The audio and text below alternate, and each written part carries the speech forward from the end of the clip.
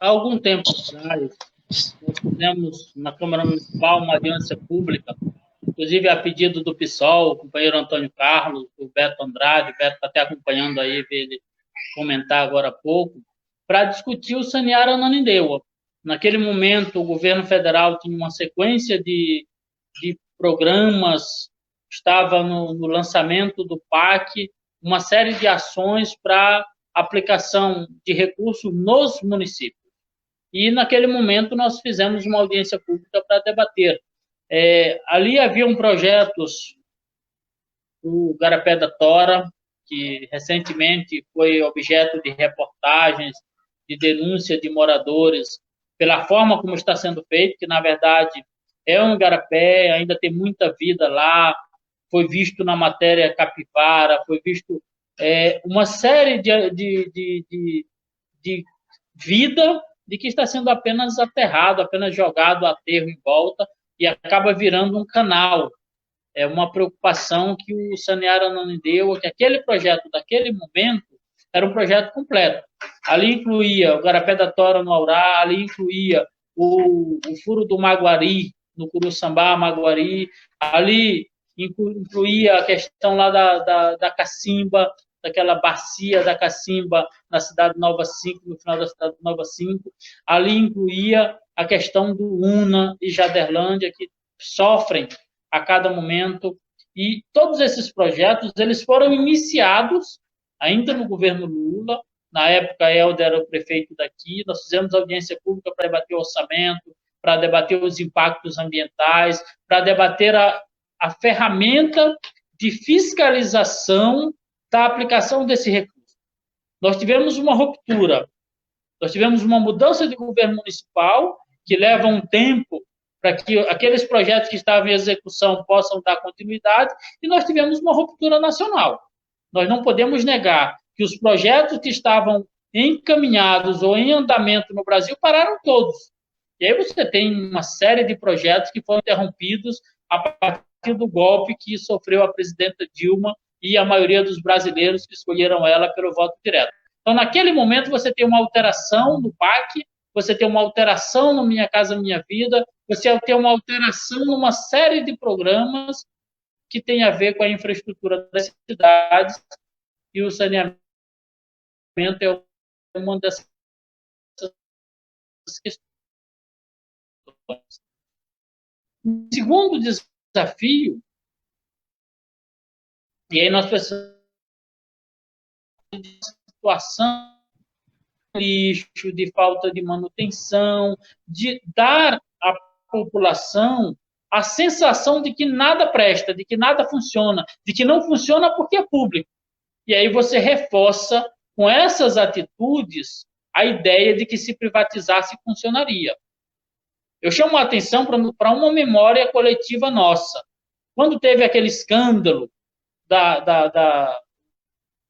o judiciário, em uma das gravações, viu o ex-senador Aécio Neves, que foi um dos que causou esse momento de impeachment ao não aceitar a vontade do povo, ele fala de um primo, de um sobrinho, que seria indicado para presidir a Vale do Rio Doce. Ele, senador da República, indicaria quem iria dirigir a Vale do Rio Doce. Lá no passado, o PSDB vendeu a Vale, porque se fosse estatal e teria políticos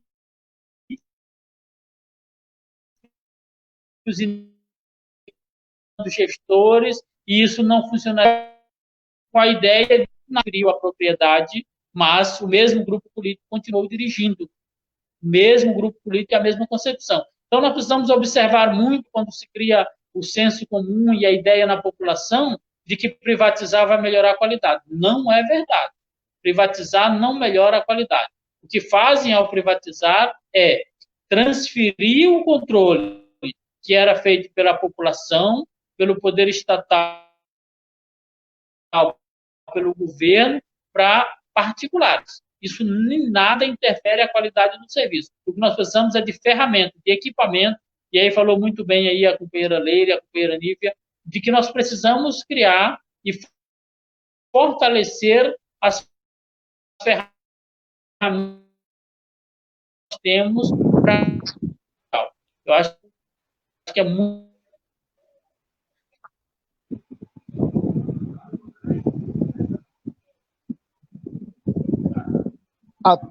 O microfone é do Pedro, mas vai lá, continue, Pedro.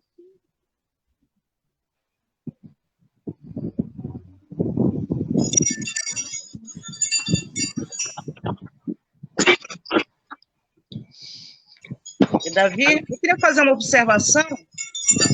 Mas pode fazer. Acho que o Pedro caiu aqui, a internet dele. Davi, eu queria fazer uma observação, Davi. Ok, Leila, pode fazer.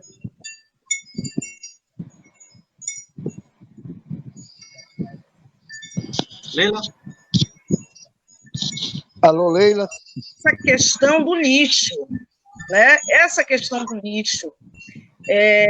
Eu penso assim que a maioria das cidades andou muito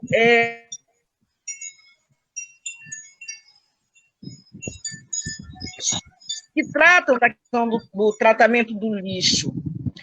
E hoje a gente percebe que existe uma certa perseguição, até uma marginalização, eu diria até uma criminalização em cima dos carroceiros, né, em cima das pessoas que mexem com essa questão. Quer dizer, falta um planejamento também. Eu acho que a gente precisa ter uma política, de acordo com o que já foi determinado, inclusive em âmbito federal, de incentivo às cooperativas de arrecadação, não é?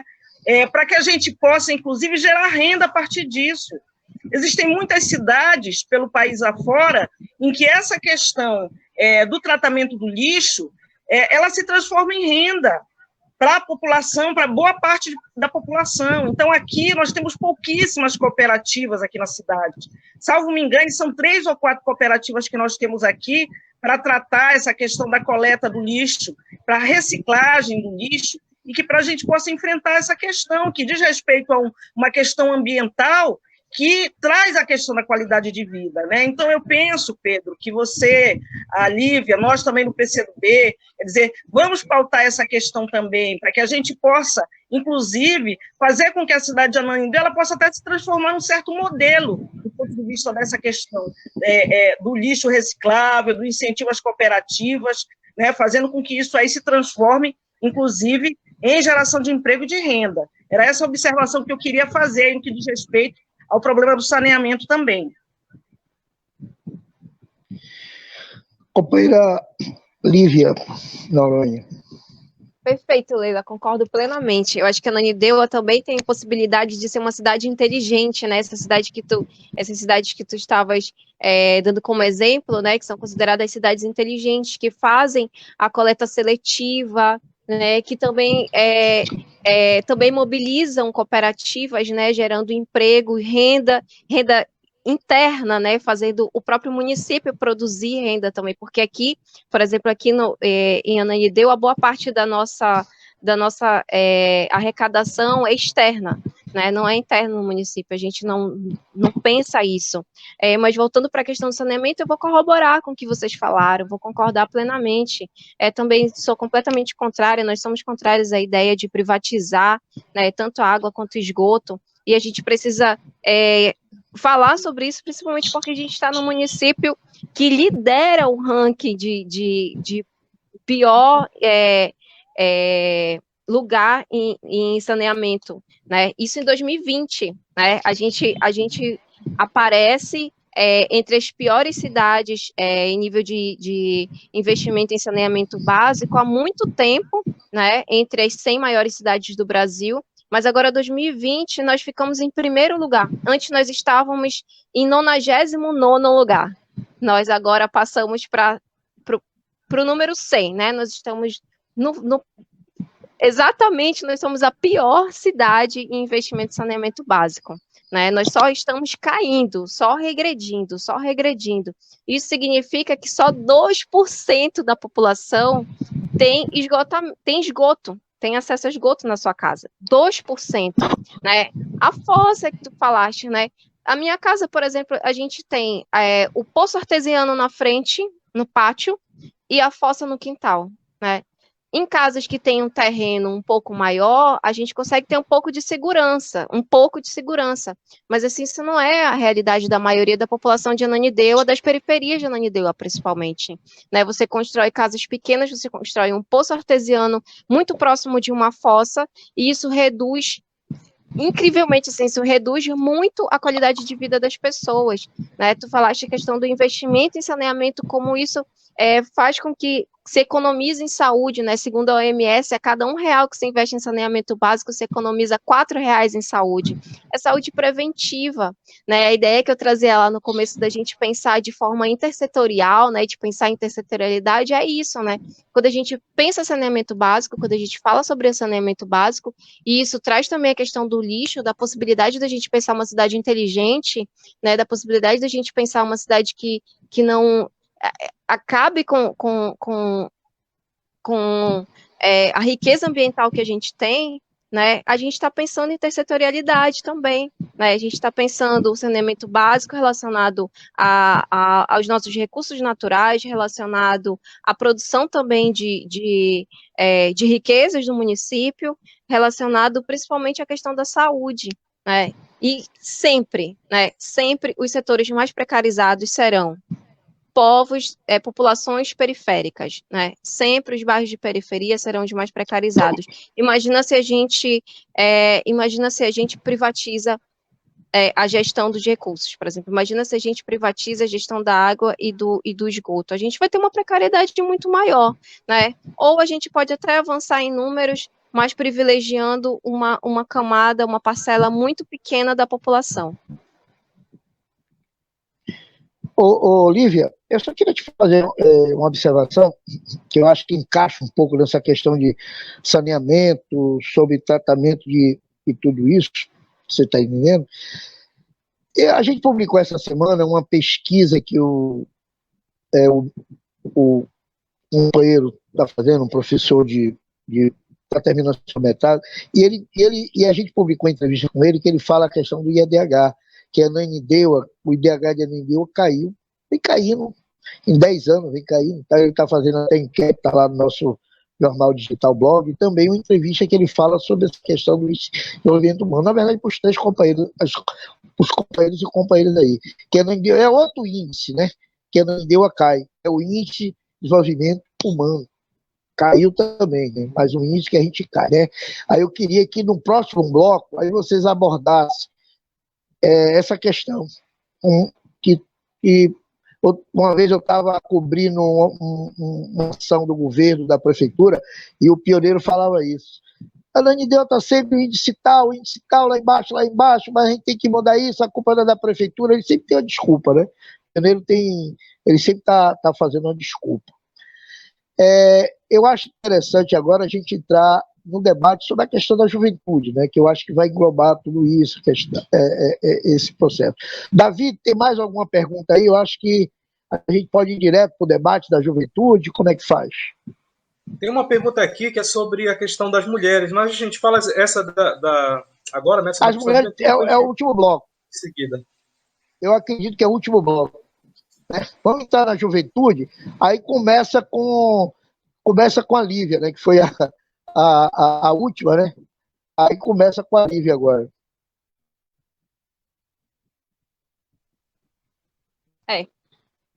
Volto a trazer a questão da intersetorialidade, né? Quando a gente pensar a juventude é pensar também educação, é pensar cultura, é pensar estratégias para que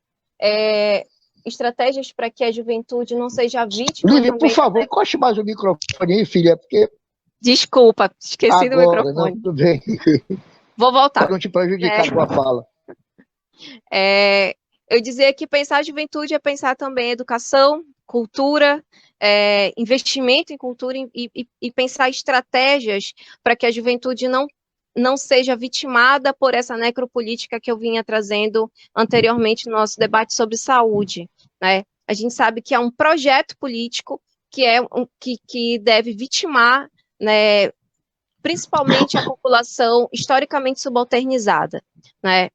Se a gente pensar se a gente olhar os dados do IBGE, por exemplo, a maior parte da juventude é juventude negra e moradora de periferia. E a gente precisa pensar onde está essa juventude negra e moradora de periferia, né?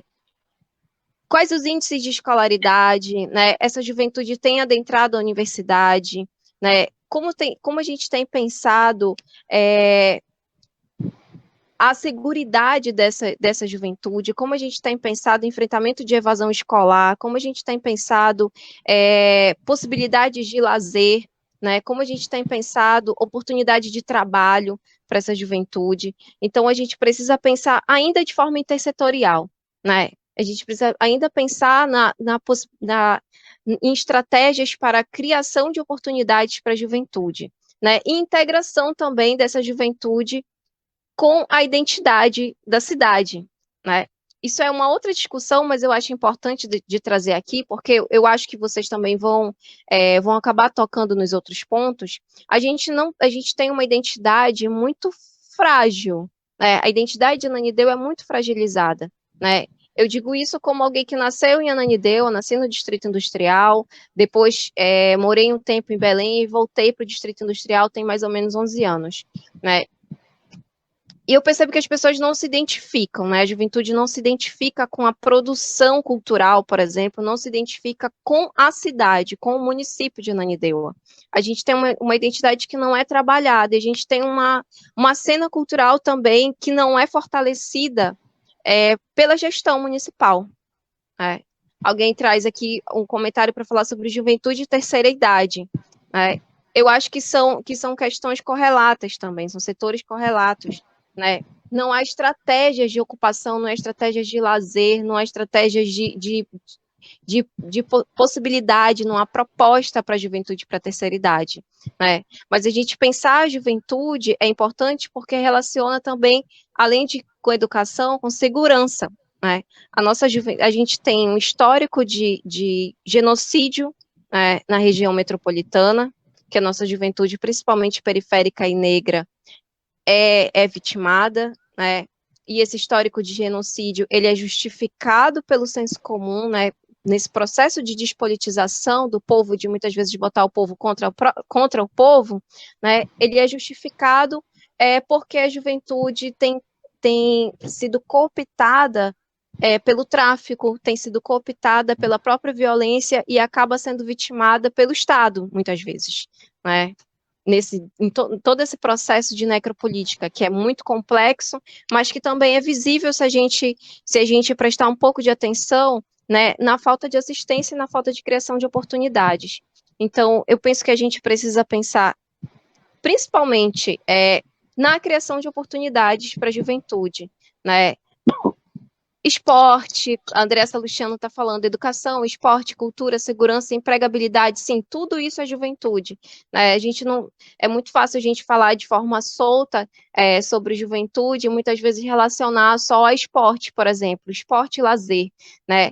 Mas é preciso, ou construção de praça, mas é preciso criar programas, né, para que se oportunize, para que a juventude tenha realmente acesso à própria cultura, acesso à identidade da cidade, do município, acesso à produção cultural, porque a gente tem uma juventude muito produtiva, né? Ananindeua tem diversos coletivos de juventude, de hip hop, de produção de rap, tem batalha que acontece, batalha de hip hop, tá, gente? Que acontece na Cidade Nova, tem coletivos de jovens ilustradores, coletivos de jovens artistas, e de que forma a gente está oportunizando isso? De que forma a gente está visibilizando isso para que o próprio município conheça e para a gente construa a identidade do município a partir do povo, por exemplo, a partir da produção da juventude.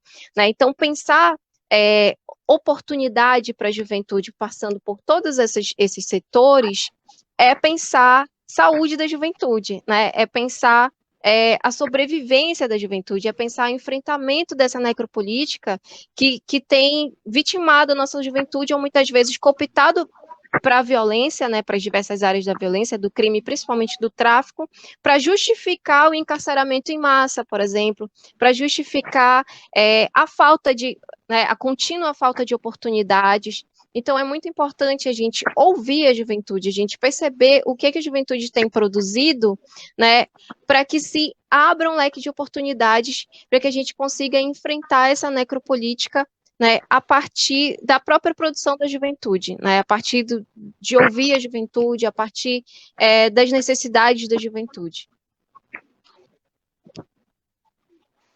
Tem um comentário da Edivânia, muito importante, né? A gente não tem cinema, a gente não tem teatro, né?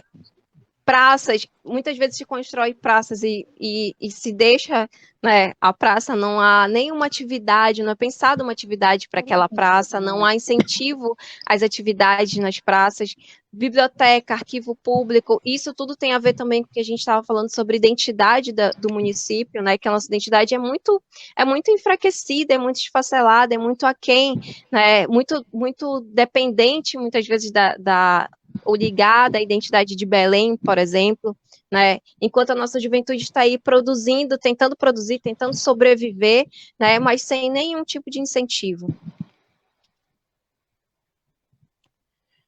Já? Pedro saiu da live, acho que a internet dele. Vou aguardar o Pedro voltar. Ele tem que comprar um chip vivo. A companheira Leila Márcia, por favor. Eu sou suspeita para falar. Vamos lá, Leila. Eu sou suspeita para falar. Tá me ouvindo? Tá me ouvindo? Tá me ouvindo? Vamos lá, Leila. Tô ouvindo. Tá ouvindo? Bem, tô. Assim, eu acho que... Deu um break aí. Que a nossa juventude ela é tão invisível aqui em Ananindeua, tem uma invisibilidade tão grande que nós sequer temos ou se temos, eu desconheço, uma estrutura pública que possa debater e implementar, né, implementar políticas públicas voltadas para a juventude. E essa é a primeira questão que tem que ser enfrentada, quer dizer, a juventude ela precisa ou não de ter políticas públicas voltadas para esse segmento.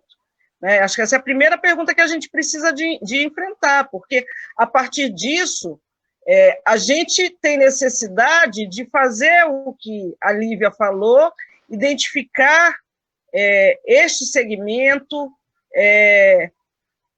fazer um diagnóstico sobre as características, verificar quais são as suas necessidades principais, e, a partir disso, ir buscar trabalhar políticas públicas que vão ao encontro de enfrentar os desafios.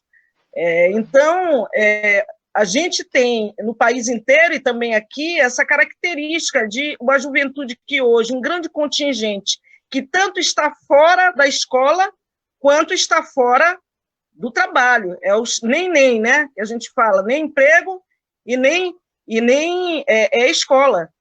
Um processo de evasão escolar muito grande, um processo em que a juventude pobre e negra é quem mais mata e também é quem mais morre.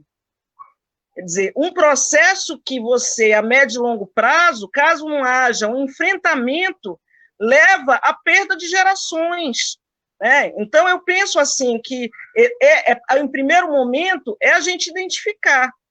Eu lembro que eu fui, no período que eu fui secretária adjunta de Justiça e Direitos Humanos, no período do governo da Ana Júlia, a Secretaria de Justiça e Direitos Humanos, ela justamente buscava dar enfrentamento a essa questão relacionada à juventude, relacionada à questão das mulheres, né? Quer dizer, nós tínhamos diversos segmentos portadores de necessidades especiais, né? Ou seja, nós tínhamos diversos segmentos e que nós fazíamos um debate e uma interlocução com as secretarias de saúde, com a Secretaria de Educação, quer dizer, buscando procurar trabalhar as políticas públicas na transversalidade, porque justamente você não tem como tratar as políticas públicas para a juventude sem levar em conta que a juventude ela faz parte desse público como um todo.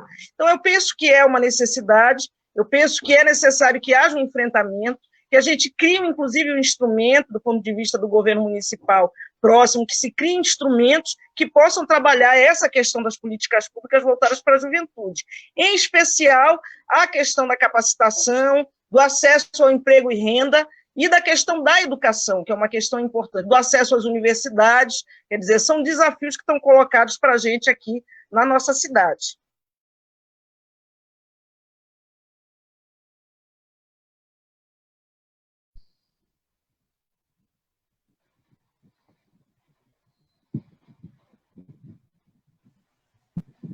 Beleza. Rui, Alô, agora pela Pedro, ordem, é você? Pedro Soares, né? Comentar a questão da o Pedro temática Soares. juventude, né, Pedro? Deu uma caída. Juventude, que ele caiu, a conexão dele caiu. Só para justificar que no Curuçambá está chovendo muito, muito vento, Curuçambá e Pá. Não sei, a Lívia, se chega aí até o distrito, Lívia. Aqui também tá bravo o negócio. Está chovendo muito. Aqui na Cidade Nova, o Toró ainda não caiu. Pois é. Eu já estava com medo de cair. Eu já estava com medo de cair Olha também, só. porque aqui é chuva e raio. A internet de vocês está melhor do que a minha, viu? Depois eu vou perguntar qual é o plano aí. Nós temos um desafio, que é essa linguagem metropolitana, são esses equipamentos metropolitanos. Então, a característica de Ananindeua é uma cidade multicêntrica. O Distrito Industrial tem uma igreja matriz, tem os equipamentos locais e pega ônibus para ir para Belém. Curuçambá tem seus equipamentos, tem a sua igreja matriz e vai para Belém. Isso vale para todos os bairros quase de Ananindeua. Não há uma interação. Então, quando nós participamos do governo, que o PT estava compondo o governo junto com a companheira Sandra, nós, a partir de 2005, nós começamos um trabalho de municipalização do serviço de transporte com micro-ônibus cooperados. Montava-se as cooperativas, debatia-se formas de participação de motorista, de cobrador e de até terceiros que eram usuários para usar essa ferramenta. Foi um desafio gigantesco, porque aí você tem a questão metropolitana, você tem a ida para Belém, você tem N questões que barram. A cultura não é diferente. Nós tivemos uma experiência aqui no município, e aí alguém postava aí que a gestão gosta muito de show no arterial.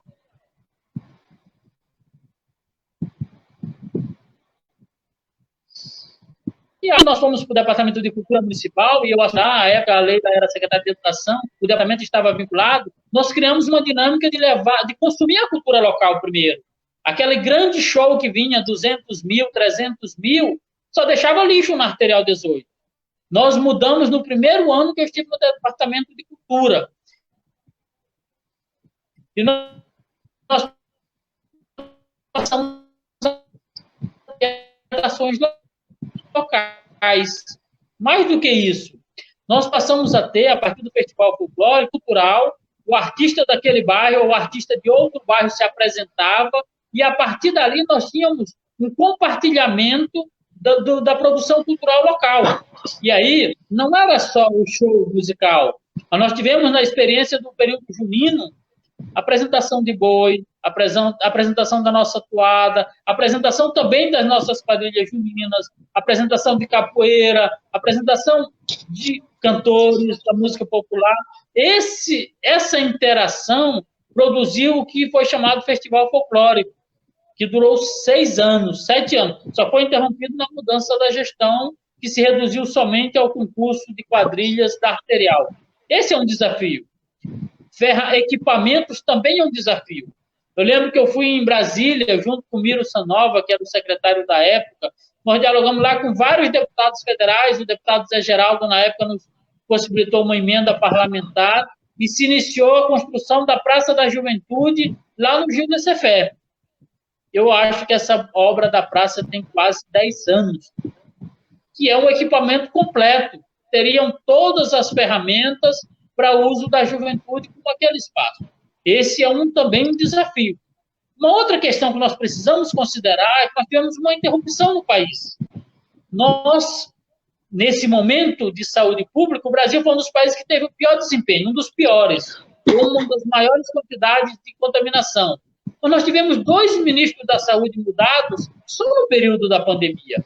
Isso aconteceu também com o Ministério da Cultura, isso aconteceu com uma série de secretarias de Estado que eu falo é do governo federal, políticas públicas do Estado, que tiveram interrupções.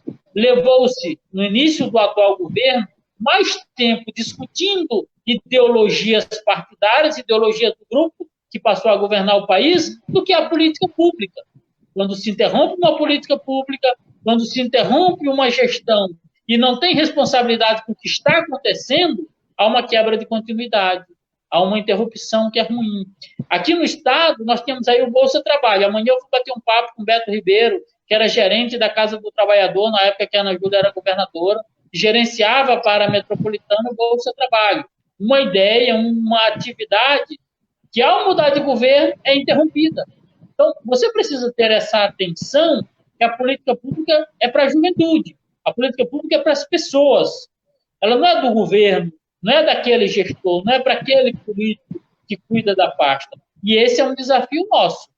Nós precisamos criar ferramentas que cuidem da política pública como algo que é de todos, e não como algo que é uma característica deste ou daquele governo.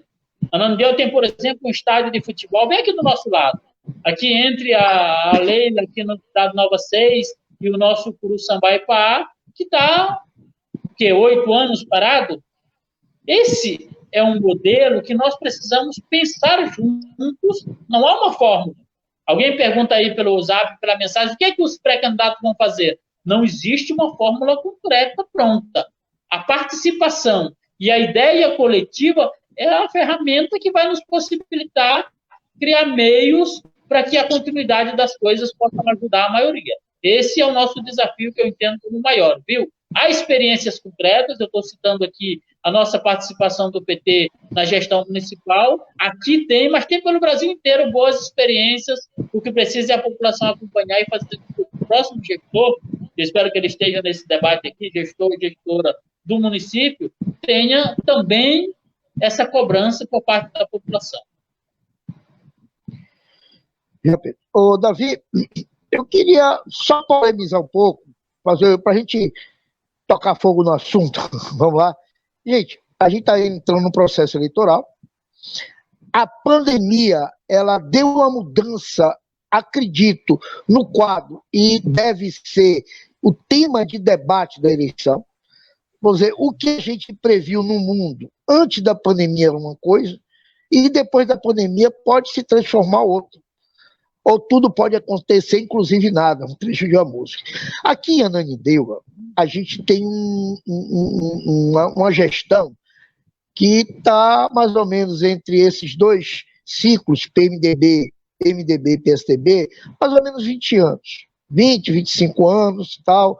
É o município segundo do estado, terceiro, parece que da região amazônica, né? E basicamente a gestão hoje é muito criticada em vários aspectos. Vocês acabaram de citar saúde, educação, política, vários e vários. Se eu ficar falando aqui, o debate não acaba, né?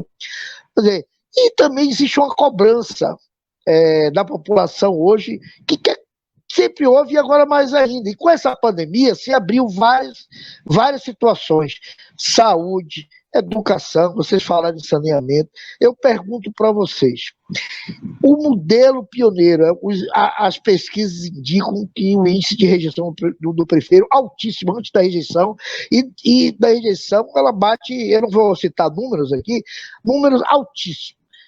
E eu pergunto a vocês, ativista político, movimento, pré-candidatos, mas numa visão mais política, esse modelo, ele chegou a ele acabou esse modelo de gestão pioneiro, política do asfalto e tal. E outra coisa, o prefeito, com todo esse de rejeição, ele consegue eleger o candidato, ou essa rejeição do pioneiro, ele vai afetar o seu candidato?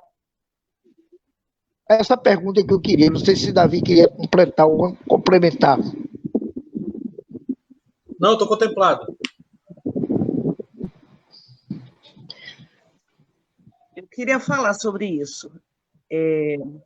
Eu acho assim, o prefeito pioneiro, ele foi um marco na nossa cidade, né? Eu lembro que antes do Pioneiro, a gente tinha muita dificuldade de ver uma liderança um pouco mais firme, com mais identidade, com mais iniciativa no seu primeiro mandato.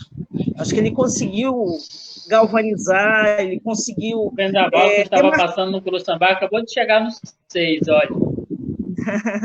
Pois é, ele conseguiu demarcar um certo campo. Mas eu acho que essa questão se encerra, assim. Eu acho que há um desgaste claro nesse formato, porque, veja bem, mesmo hoje você tem políticos que são vinculados a partidos social-democratas ou partidos mais conservadores, mas que já assimilam políticas de gestão mais modernas, políticas de gestão que levam em conta maior participação social, que levam em conta a questão de transparência, que levam em conta a necessidade de um maior dinamismo na administração.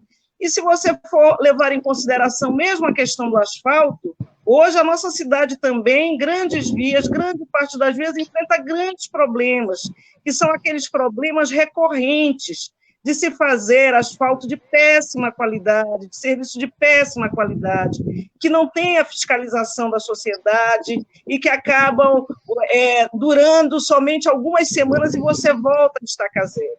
Então, eu diria hoje que o governo Pioneiro ele tem muitas limitações nesse sentido. Não exatamente por conta de ele ser do PSDB. Eu acho que existem questões referentes, você pega, por exemplo, o Bruno Covas, com todas as críticas e a oposição que pode se fazer, mas implementa algumas políticas que são políticas interessantes do ponto de vista de gestão pública. Então, eu penso assim que existe um processo, sim, de desgaste. Em relação a se vai haver ou não a possibilidade de se fazer a candidatura, existe a candidatura do doutor Daniel, é uma candidatura que tem, digamos assim, apoio de setores majoritários da sociedade, como é o caso, que eu digo institucionalmente falando, como é o caso de Helder Barbalho, como é o caso do próprio prefeito, mas eu acho que se o doutor Daniel ele não tiver a capacidade também de fazer uma interlocução mais moderna, se ele não tiver a capacidade de propor mudanças mais significativas para a cidade de Ananindeua, eu penso também que ele pode ficar no mais do mesmo. E pode até ser eleito, mas pode também não ter a capacidade de fazer com que a nossa cidade ela possa alçar voos maiores. A gente estava se referindo a essa questão do lixo, por exemplo, eu acho que tem que ter uma marca. Nossa cidade é uma cidade muito suja, a nossa cidade é uma cidade muito feia do ponto de vista estético. E isso aí acaba causando uma falta de pertencimento nas pessoas. Quer dizer, as feiras são mal cuidadas, as feiras são sujas, as ruas, grande parte, com os lixões colocados. Quer dizer, então, isso cria uma dificuldade também de uma integração maior. Eu acho que a gente precisa, pode parecer pouca coisa, mas eu acho que essa questão estética é importante. A gente tem uma cidade bonita, de ter uma cidade bem cuidada, de ter uma cidade que tenha um projeto paisagístico, de ter uma cidade que tenha os equipamentos públicos bem cuidados, para que as pessoas queiram frequentar. Então, essas coisas todas, sabe? Eu acho que se um candidato não tiver a capacidade de também fazer propostas renovadoras, eu acho que vai ser muito difícil. Eu acho que o conteúdo principal é esse.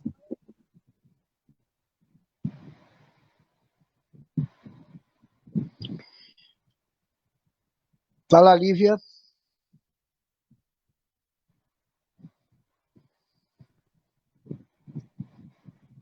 Estava ligando e desligando o microfone.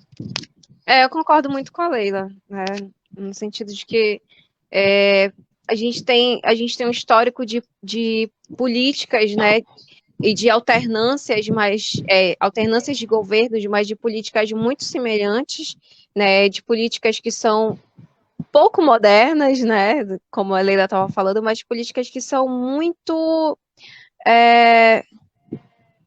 atrasadas, mas muito antidemocráticas também, muito antidemocráticas, gestões que não pensam a pessoa, não pensam as pessoas, não pensam as populações, que não pensam a implementação de processo de desenvolvimento, mas que favoreça as pessoas e não somente uma minoria da população, né? É dessa forma que eu vejo, dessa forma que eu vivo, né, esses governos aqui na periferia do Distrito Industrial, por exemplo. É dessa forma que a gente sente, né? A gente sente que a gente está abandonado, né? Em alguns bairros tem asfalto em algumas ruas, por exemplo, aqui no Distrito Industrial, você vai no Conjunto Geral do Palmeira, tem rua que é asfaltada e aí a continuidade da rua não é mais asfaltada, né? Isso são as obras que a gente sabe que são eleitorais, né? Que em determinados momentos muito próximo da eleição serve para ganhar voto, né? Aí você faz um asfalto e você não pensa no saneamento.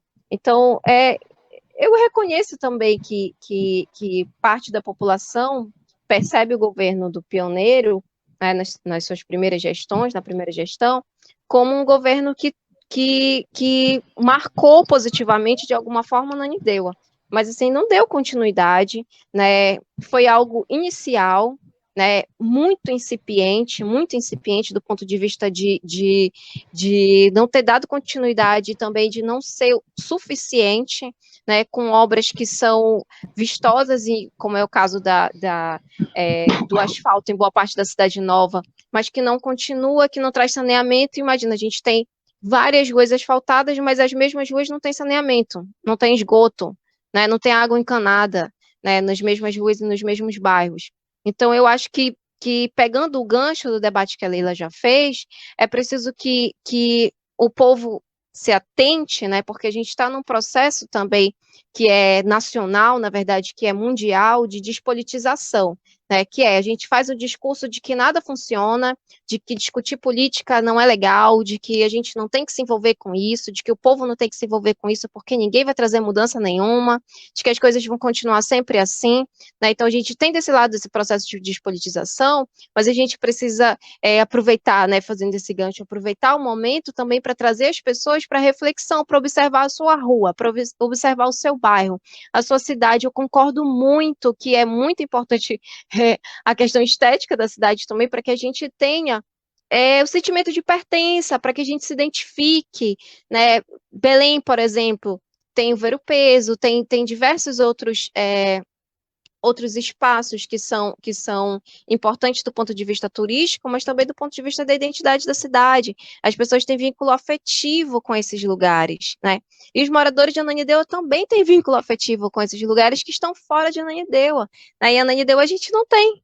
A gente não tem isso, a gente não teve uma gestão que tenha pensado na importância também da identidade, né? Na importância também da criação de vínculo, de sentimento de pertença. Se a gente cria sentimento de pertença, as pessoas participam, as pessoas se sentem pertencentes desse município. Poxa, eu sou nanideuense, eu quero participar da política, eu quero também reivindicar a política e gestão participativa, né?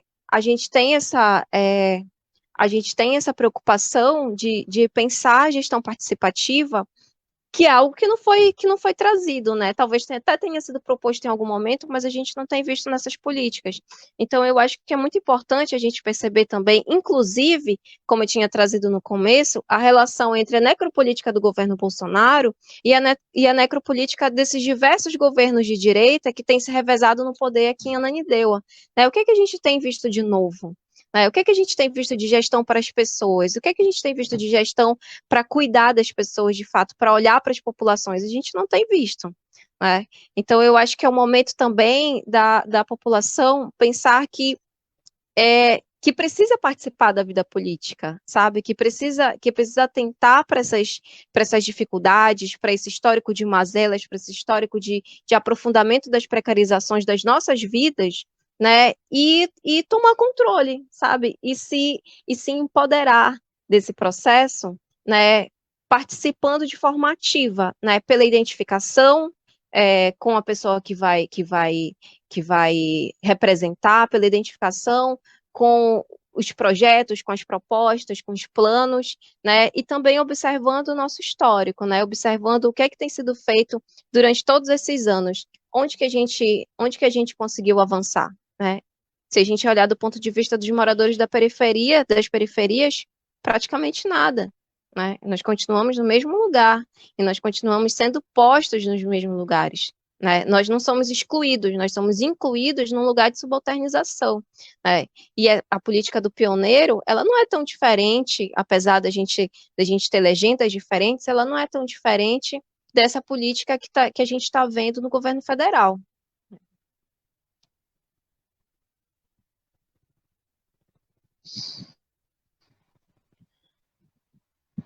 Já, Lívia. Eu acho que a Lívia vai concluir você, Pedro. Bom, Alô, Pedro. Primeiro, nós precisamos observar o histórico da cidade. A cidade de Ananindeua, ela se comporta de forma conservadora na hora de votar. Então, pode haver muitas críticas nas redes sociais, pode haver muitas falas contrárias ao modelo que está sendo implementado na cidade, e já se ouviu também em outras eleições. Mas na hora de escolher os representantes, a cidade tem uma tradição de ser conservadora. Um exemplo disso é que hoje o parlamento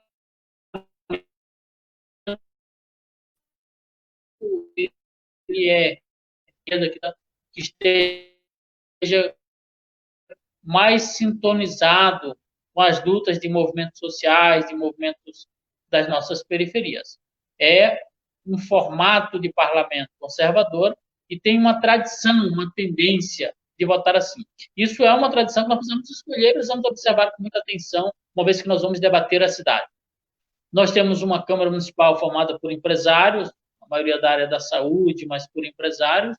Nós temos uma gestão de secretarias, de espaços da gestão pública muito vinculadas a empresários. E nós temos pouca participação, ou nenhuma participação, nenhuma tradição de participação de agentes que tenham militância na área social. Essa é uma característica do município, com raras exceções, talvez um período aí curto em que alguns da esquerda participaram, mas a experiência mais concreta é de uma linha mais de direita. Não é só por parte dos que governam, mas também por parte da população que escolhe. Então, esse é um desafio. Agora, a eleição está só no início. Nós nem temos ainda pesquisa oficial no município. Nós não temos ainda os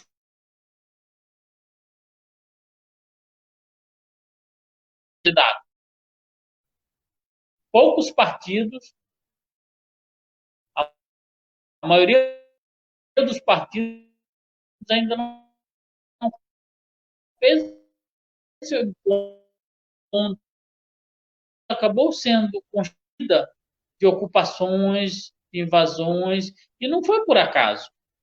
Já houve no governo e em governos passados uma filosofia, uma defesa de que em épocas de campanha, em vésperas de campanha, grupos políticos ajudavam ou permitiam ou incentivavam a ocupação de áreas para não ter que gastar e que investir na infraestrutura para depois levar as pessoas para aquela situação. Então, permitir ou deixar ou proporcionar que alguém acabe morando na beira do canal, acabe morando numa área que não tem as condições básicas, naquele momento era uma concepção do governo que achava que isso era mais barato. Na verdade, além do sofrimento das pessoas, é muito caro o poder público cuidar depois da política pública. Nós precisamos superar em Ananindeua esse pensamento de que política é para os pastores, é para os líderes religiosos, é para os empresários.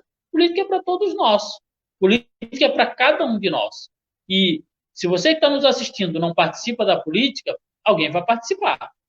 Se você não vem e toma parte e assume a sua tarefa e começa a defender aquilo que você acha certo, alguém vai defender, alguém vai assumir, alguém vai fazer. Ou aquela pessoa que gosta da atividade da política, ou aquela pessoa que gosta de cuidar da cidade, que quer uma cidade melhor, vem e participa, ou continuará a velha e tradicional política no município. Então, isso depende mais da decisão de quem está agora sentado aí do outro lado do celular, nos acompanhando, do computador.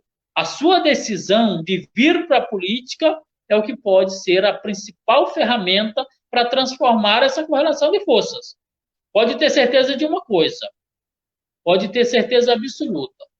O que o Pedro, morando no Curuçambá, sente, o que a Lívia, morando no Distrito Industrial, sente, isso é a realidade do dia a dia do bairro.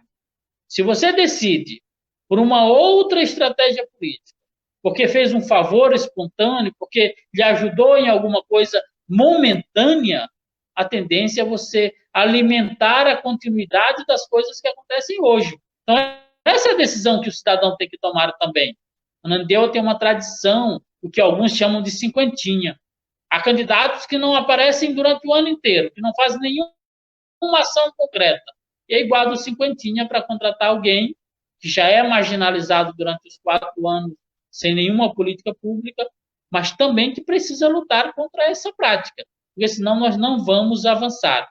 Por fim, não vamos ter um plano formado para pensar a atividade política de Ananindeua.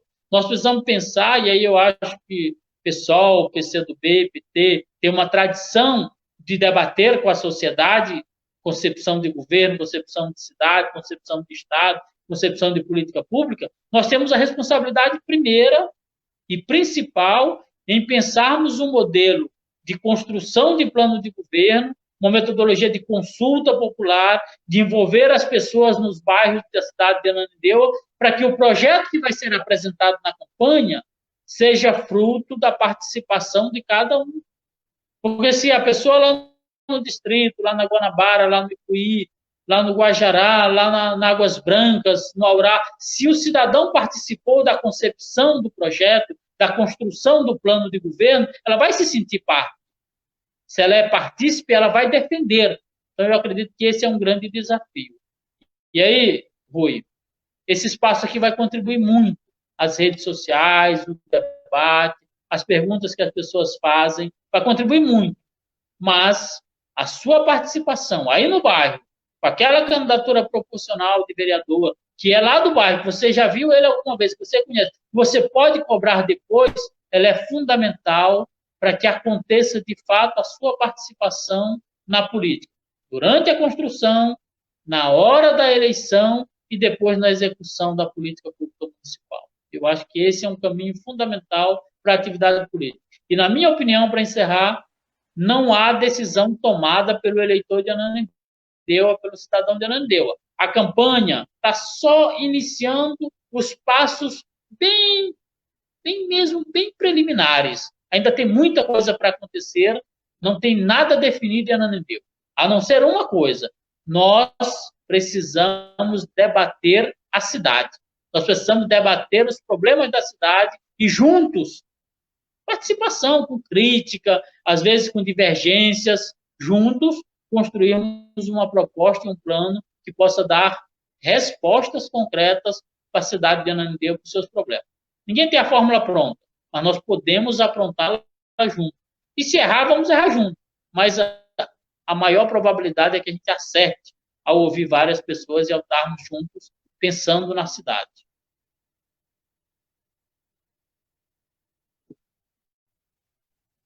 Beleza, a gente teve uma queda aqui, o Rui não saiu, tá bom? Daqui a pouquinho acho que ele está voltando.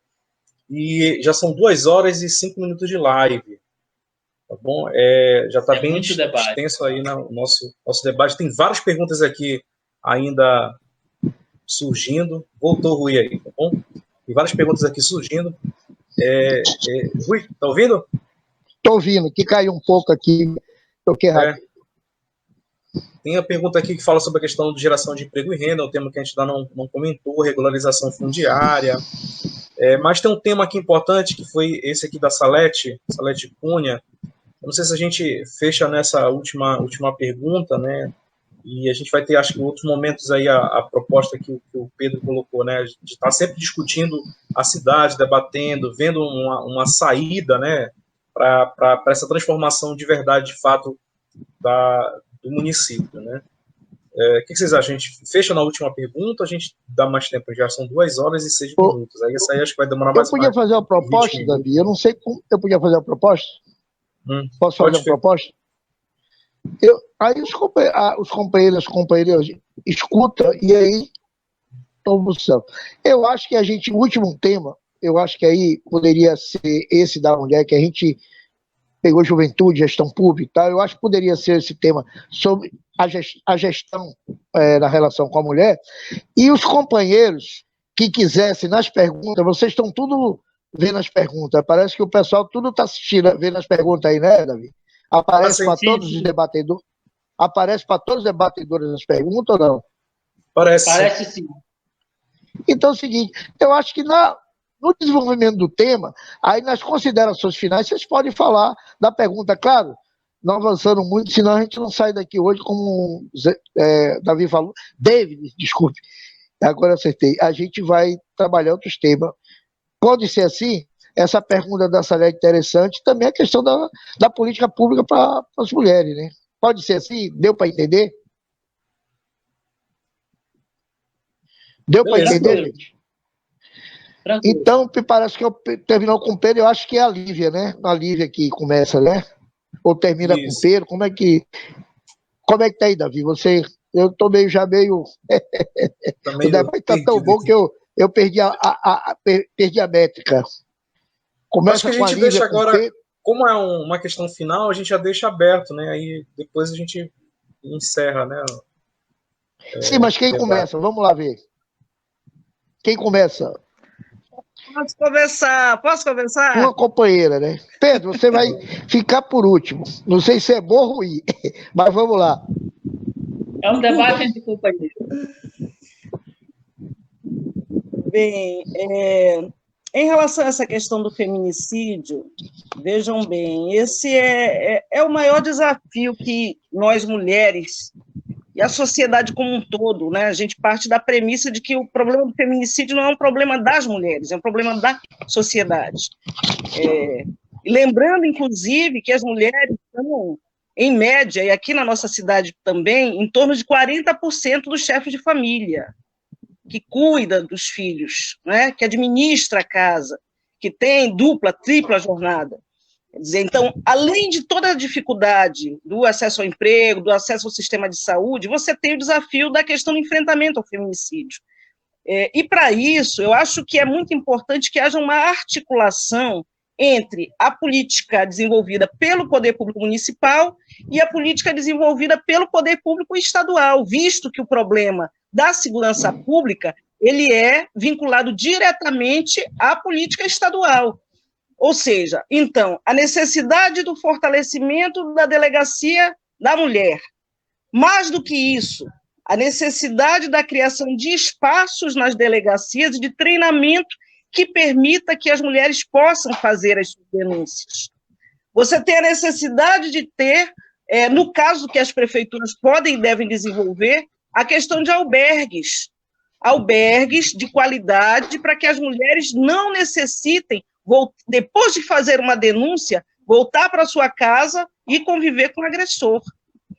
E, paralelo a isso, uma relação direta com o Poder Judiciário, que hoje já tem mecanismos muito interessantes, como é o caso do Botão do Pânico e da Patrulha Maria da Penha, que fazem um processo de monitoramento de casos em que as mulheres também são alvo de ameaça. Quer dizer, numa visão preventiva, estou me referindo a essa questão da visão preventiva. No entanto, não existe uma forma de que o problema do combate à violência e do combate ao feminicídio, ele possa ser uma questão que possa ser enfrentada via somente uma prefeitura. É necessária essa articulação. Nesse sentido, nós temos aqui na Ananindeua um instrumento executivo municipal, nós temos uma coordenadoria, que é um instrumento interessante, mas que precisa ter um status fortalecido, para que ela justamente tenha a capacidade de cada vez mais fazer essa articulação com o judiciário e com o Estado, para permitir com que haja aí o que a gente fala de uma articulação entre os poderes, que permita fazer esse enfrentamento aí, que tem que ser um enfrentamento de toda a sociedade. É claro que você também tem a necessidade de ter uma campanha, de ter todo um processo de esclarecimento, né, de combate à violência, que são outros elementos, outras estratégias que dizem respeito a isso. E chamar o movimento de mulheres, porque os movimentos de mulheres, inclusive hoje, aqui em Ananindeua, nós temos movimentos de mulheres que estão num processo extremamente dinâmico. de fortalecimento, de propostas, e que precisam também de ser incorporados, né, nesse debate de como criar os mecanismos.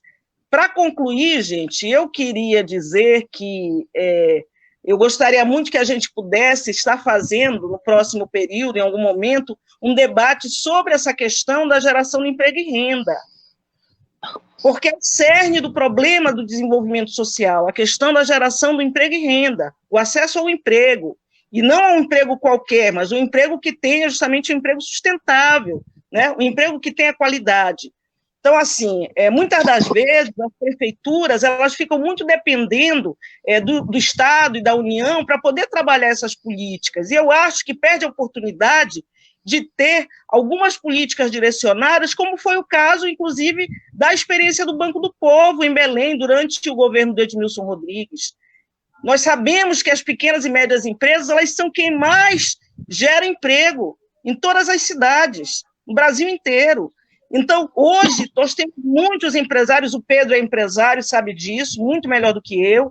Nós temos empresários, nós temos comerciantes, nós temos pessoas que, muitas das vezes, não têm uma assistência, não têm uma orientação de como ter acesso ao crédito, de como dinamizar os seus serviços, de como ter acesso, talvez, até um crédito municipal que pode ser criado numa futura gestão. Quer dizer, existem mecanismos de você amparar os produtores. Isso sem falar no caso de que nós aqui em Ananindeua temos áreas que são áreas rurais, como o caso das ilhas, que podem se transformar, inclusive, em produtores, né? Desde que haja um apoio, um incremento, como já foi feito em outros momentos, mas cada vez mais ter um incremento para a produção, né? De hortaliças, de flores, de uma série de mecanismos que podem ser criados, desde que haja uma vontade política nesse sentido. Então, eu acredito, eu apostaria de que esse é um debate estratégico, que os candidatos a prefeito, que os partidos precisam de travar,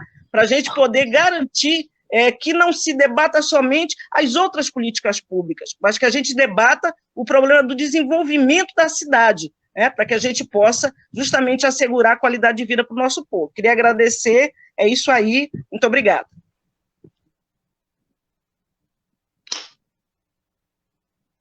Eu posso fazer uma proposta? Ô Pedro, seria interessante você falar e fechar com uma companheira, né? Uma companheira mulher que o tema mulher. Pode ser assim? Tranquilo. Então, Pedro, fale lá e a companheira Lívia fecha. Isso. Primeiro, dar um abraço aí na Salete, né? Obrigado aí pela pergunta. A Delegacia da Mulher e a Coordenadoria de Políticas Públicas Municipais para a Mulher, elas foram criadas no período em que o PT fazia parte do governo, na vice-prefeitura. Foi aquele momento que nós tivemos, acho que, a maior intensidade de debates de criação de políticas públicas na área da mulher, na área da defesa daqueles que mais precisam serem defendidos pelo Estado. Nós vínhamos num debate de crescentes na questão do direito. Lei Maria da Penha é um exemplo criado pelo governo do presidente Lula. O Minha Casa Minha Vida, no formato que foi feito, é um exemplo onde a mulher passa a assumir a propriedade da casa em casos de separação, em caso de não haver mais um vínculo, a propriedade passa a ser da mulher. É um avanço importante. A interrupção ela prejudicou muito esse avanço da política de prevenção e de apoio às mulheres. Uma ferramenta ela sempre está vinculada a outra, uma política pública ela sempre está contribuindo com a outra. Eu sei que o tema que foi proposto pela Salete é esse, mas, Leila, eu gostaria de me propor, junto com a Lívia, para que nós pudéssemos fazer o debate da questão do empreendedorismo. Eu fui funcionário do Banco do Povo em 2003, 2004, acompanhei essa política pública e sei da importância dela. Nós fizemos uma proposta de lei na Câmara Municipal para a criação do Fundo Municipal de Solidariedade ao Empreendedor, que é o Banco do Povo. É uma pauta que fica lá na Câmara, como não tem um parlamentar de esquerda para ajudar a construir, a levar para frente, ela está lá em algum arquivo, precisa ser reconsiderada, precisa ser trazida novamente para a pauta. Então, já existem algumas iniciativas que talvez a gente precise avançar, dar continuidade. Talvez elas até já estejam acontecendo. A questão da vinculação da compra. A prefeitura compra a merenda escolar, às vezes compra de um grande empresário. O percentual que a lei federal estava obrigando de comprar da cooperativa, de comprar de um produtor local, se nós avançarmos no debate da importância de desenvolver o pequeno produtor, de desenvolver aquele que é a força que incentiva a força de trabalho local, nem precisaria da regra. O normal seria a prefeitura comprar. Estou falando da merenda escolar. Mas tem a merenda, tem o material de limpeza, tem uma série de insumos que a prefeitura compra e acaba comprando de uma grande empresa, acaba comprando de alguém de fora. Nós precisamos pensar em ferramentas que, a cada vez mais, vai fazendo com que o poder público, que é um dos principais compradores no município como Ananindeua, possa usar o seu poder econômico de compra para desenvolver nosso empreendedor local, para ajudar o nosso empreendedor local. O meu bairro aqui, onde eu moro, Curuçambá, é o maior produtor de hortaliças da região metropolitana. Só que a ocupação urbana vai reduzindo a área que tradicionalmente era de produção. Se o produtor rural não tem, se aquele dono da horta não tem um retorno, a tendência é ele cedendo para a questão da exploração imobiliária. Então, eu acho que é um bom debate que nós podemos estar fazendo no futuro. Encerrar aqui agradecendo às companheiras. Eu não vim fazer um debate, na verdade, eu vim uma aula aqui para aprender um pouco mais sobre a questão política, sem dúvida nenhuma. Foi o que aconteceu hoje aqui. Eu sou muito grato por esse momento. Agradecer ao David, agradecer ao Rui Baiano pelo momento e ficar à disposição para que possamos fazer outros debates, viu? E vou aproveitar aqui a publicidade da programação de vocês e dizer que toda sexta-feira nós temos um momento desse debate chamado Diálogos entre Companheiros. Vou convidar as duas aí, uma de cada vez, para ir lá contribuir conosco, viu? E amanhã lá no Facebook do Pedro Soares, nós vamos estar fazendo o debate com o Beto Ribeiro sobre a questão do desafio do primeiro emprego para a juventude de Ananindeua. Então, muito obrigado, um abraço, saudação aí para todas e para todos. Bacana, obrigado, Pedro. Agora a Lívia com a palavra. Obrigada, Pedro. Obrigada, Leila. Bom, eu preciso concordar com a importância do debate sobre emprego, preciso concordar com a importância do debate sobre Ananindeua insular, né, sobre a questão das ilhas, da produção nas ilhas, mas eu também, principalmente enquanto feminista, né, não posso deixar de aprofundar um pouquinho nesse tempo que a gente ainda tem o debate sobre feminicídio, sobre violência contra a mulher. É um debate extremamente complexo, né, que a gente não resolve só com punição, apesar da gente pensar inicialmente na questão da delegacia, na importância da delegacia, e nesse trabalho conjunto com o governo estadual, né, que é preciso esse esforço para que a gente consiga, de fato, enfrentar um problema que é tão complexo. Preciso também falar da importância, né, reforçar a importância da delegacia da mulher, e também de que esse espaço de delegacia tenha, como a Leila falou, né, que haja formação para as trabalhadoras e para os trabalhadores da delegacia da mulher, para que consigam acolher essa mulher, porque a gente tem índices altíssimos de violência contra a mulher nas diversas esferas, e essas mulheres muitas vezes não denunciam porque não se sentem acolhidas na delegacia, porque muitas vezes na delegacia elas são desrespeitadas muitas vezes, não conseguem formalizar a denúncia, há diversos relatos a respeito disso, né? Então é preciso que tenha uma formação para que a delegacia de fato seja acolhedora para a mulher, né? Que seja uma delegacia da mulher, e que tenha também um trabalho coletivo com diversos profissionais, não só a delegada, mas que tenha também um acolhimento psicológico, mas que tenha também assistência social, para que de fato seja uma ferramenta de enfrentamento, né? Foi legal vocês falarem na questão do emprego, justamente no meio da pergunta sobre feminicídio, porque a falta de empoderamento da mulher acaba levando também a uma continuidade da violência contra as mulheres, né?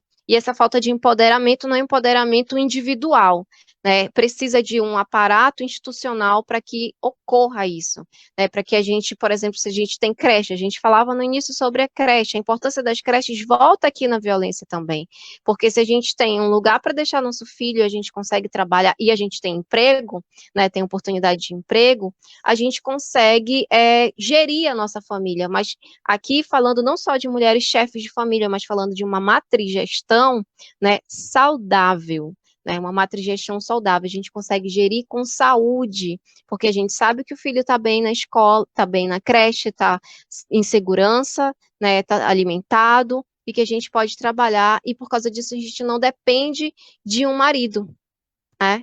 Porque muitas vezes a gente sabe que o feminicídio, ele é o último nível da violência contra a mulher, né? Então, muitas vezes, essa mulher está sofrendo diversas violências e ela acaba sofrendo feminicídio, acaba chegando nesse último nível porque ela não consegue sair de uma relação abusiva, né?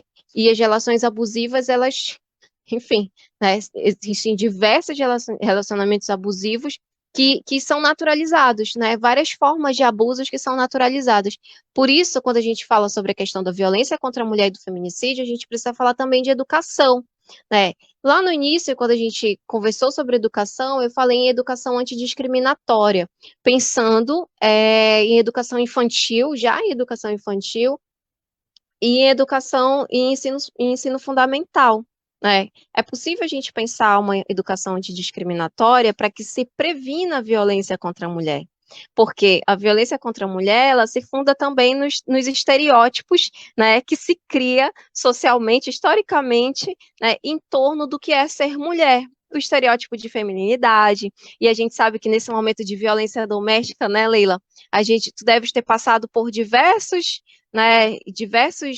momentos em que a nossa capacidade, a nossa capacidade política, a nossa capacidade intelectual, né, é colocada em xeque justamente por nós sermos mulheres, né, porque esse não é o nosso lugar. Historicamente, o lugar da mulher não é o espaço público, né, é o espaço privado.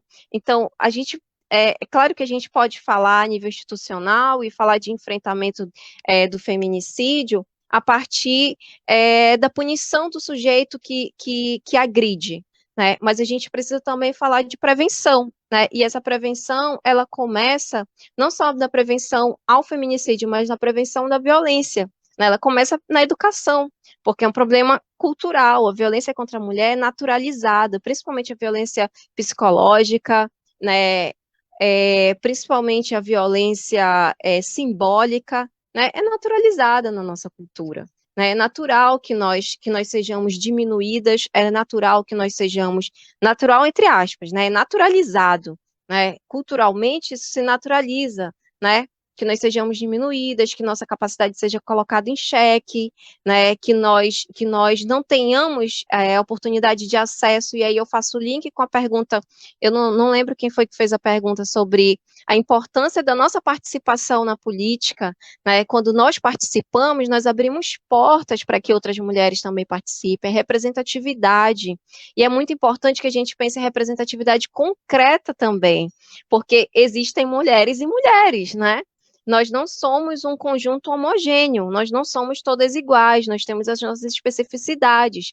Algumas mulheres estão mais à direita, algumas mulheres acabam sendo cooptadas por discursos que são tiro no pé, né? Por discursos que não nos favorecem, que não nos ajudam em nada.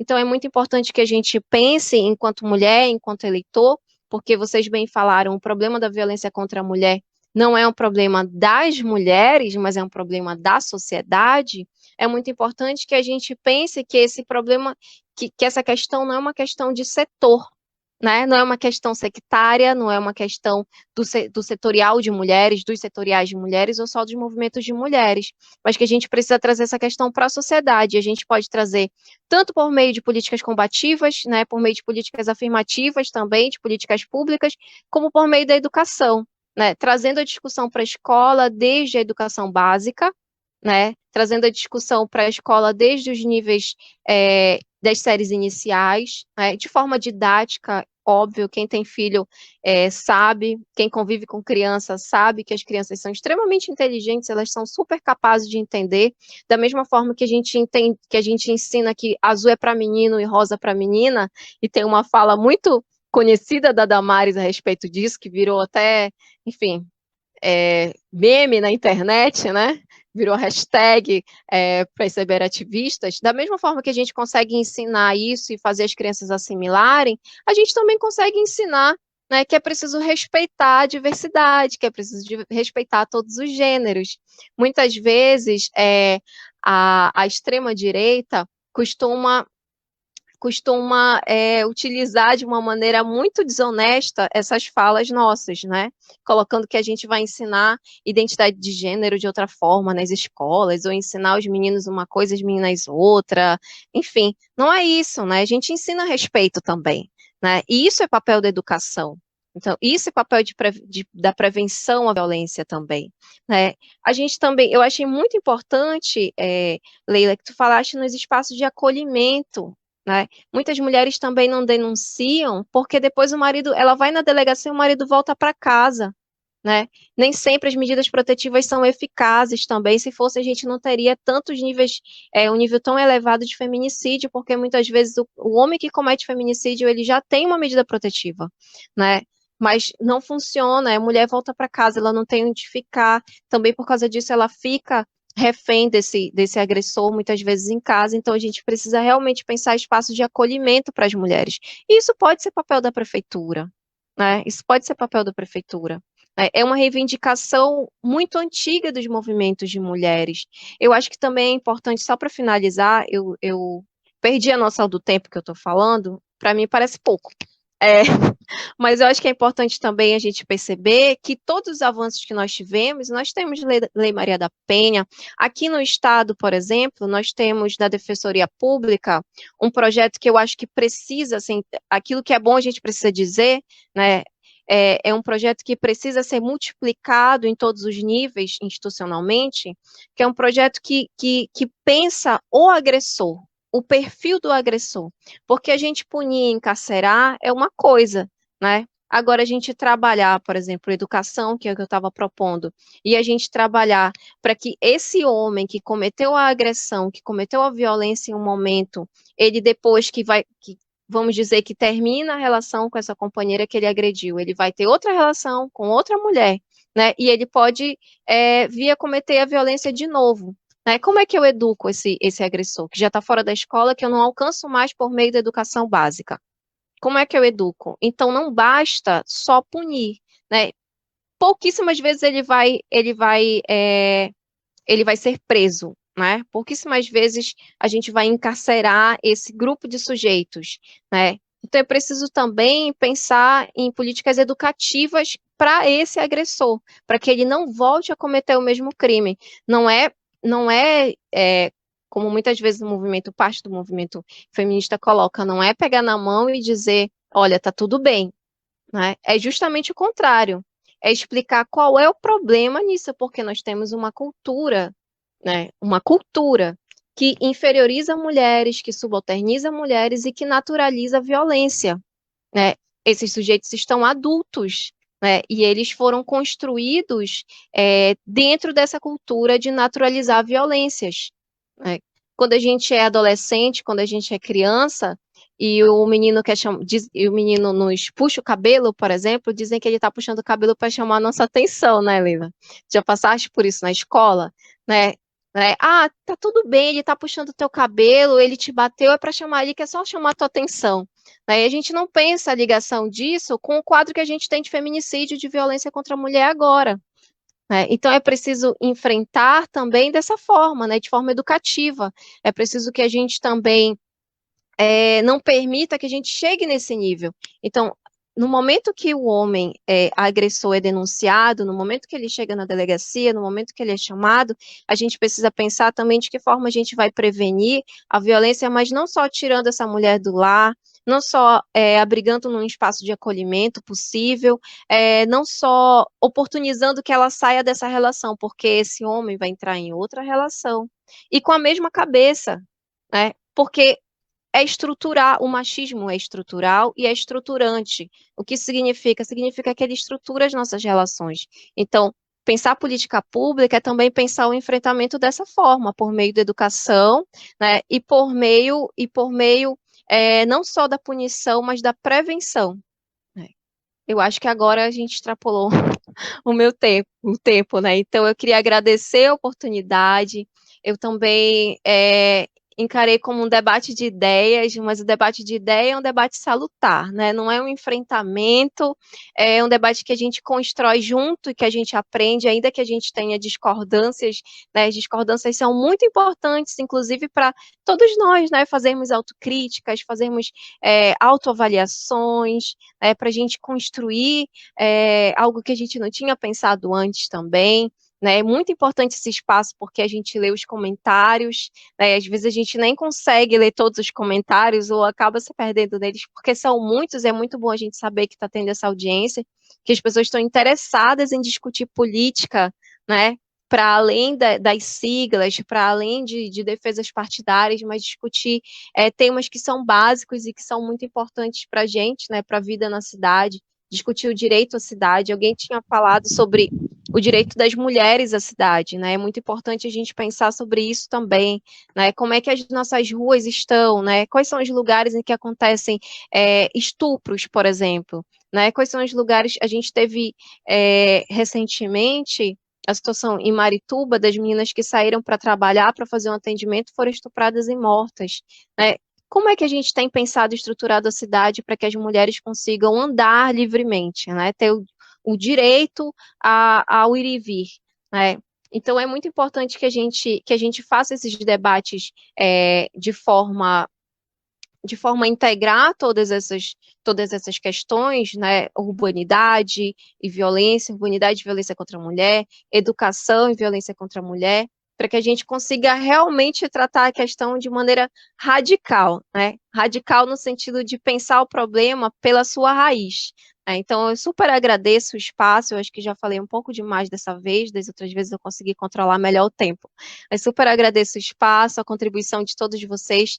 A gente sempre aprende muito nessas trocas de ideias, tá? Obrigada, David, obrigada, Rui, obrigada, Leila, obrigada, Pedro.